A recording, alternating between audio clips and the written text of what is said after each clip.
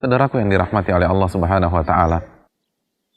Siapa di antara kita yang memiliki tekad dan niat untuk meninggalkan kemaksiatan yang selama ini ia geluti, seperti zina, minuman keras, atau mungkin melakukan tindakan-tindakan asusila, lalu ternyata ia kembali dikalahkan oleh hawa nafsunya?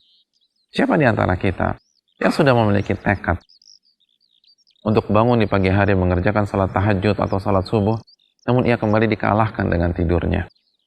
Siapa di antara kita yang sudah bertekad untuk melangkahkan kakinya ke masjid, namun ia kembali dialihkan oleh aktivitas dan pekerjaan-pekerjaannya? Siapa di antara kita yang kembali gagal untuk bangkit dari kubangan kemaksiatan dan kembali gagal untuk memulai atau beristiqomah di dalam kebaikan?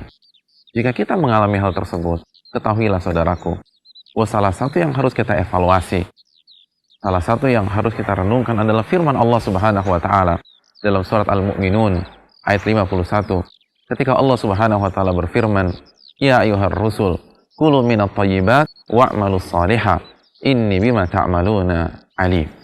Wahai para rasul, kulu minat thayyibat, makanlah makanan-makanan yang halal dan yang baik, dan beramal salehlah, sesungguhnya aku mengetahui apa yang kalian kerjakan.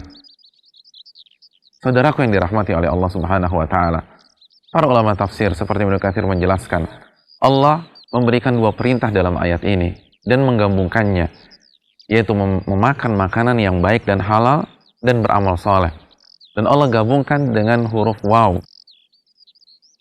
Dan ini menunjukkan secara tersirat bahwa ada korelasi, ada hubungan antara makanan dan harta yang kita dapatkan dengan semangat kita beribadah.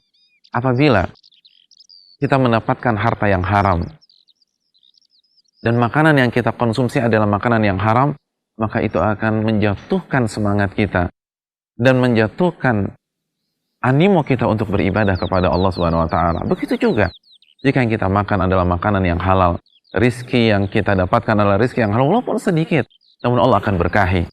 Dan ini membuat kita mudah untuk bangkit, mudah untuk berjalan ke masjid, mudah untuk ruku, mudah untuk sujud, mudah untuk menahan lapar dan dahaga dalam berpuasa wajib maupun puasa sunnah, mudah untuk berbagi, mudah untuk berzikir, mudah untuk bersalawat. Kenapa?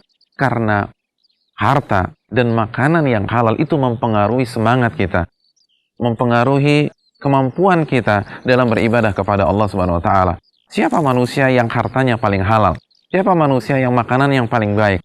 Ya, kita memiliki satu jawaban, yaitu Rasulullah SAW. Nabi adalah manusia yang memakan makanan yang paling halal dan baik. Apa yang terjadi? Ibadah beliau tidak tertandingi, ibadah beliau tidak terkalahkan.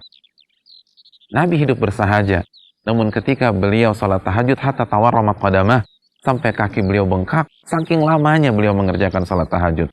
Ketika beliau qiyamul lail, beliau bisa membaca Al-Baqarah, lalu surat An-Nisa, lalu Ali Imran dalam satu rakaat. Sedangkan kita, yang mungkin penghasilannya lebih dari penghasilan rutin Nabi SAW, pernahkah kita mengerjakan salat tahajud sampai kaki kita bengkak karena saking lamanya? Pernahkah kita membaca Al-Baqarah dalam salat tahajud kita?